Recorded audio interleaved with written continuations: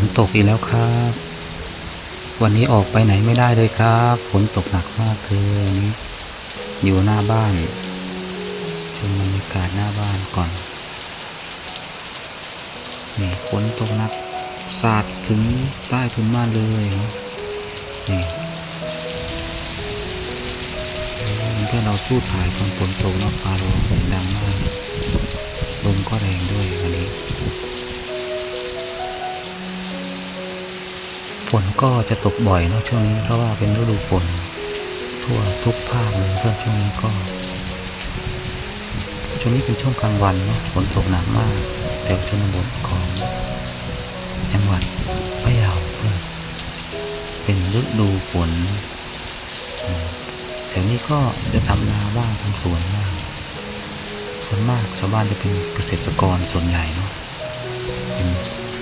คนในพื้นที่ก็จะเป็นเกษตรกรตรงนี้เป็นเขตหมู่บ้านไกลจากตัวเมืองเนาะอยู่ห่างจากตัวเมืองอันนี้ก็เป็นบ้านเรือนของชาวบ้านก็มองไปก็จะเห็นภูเขาอยู่ติดกับ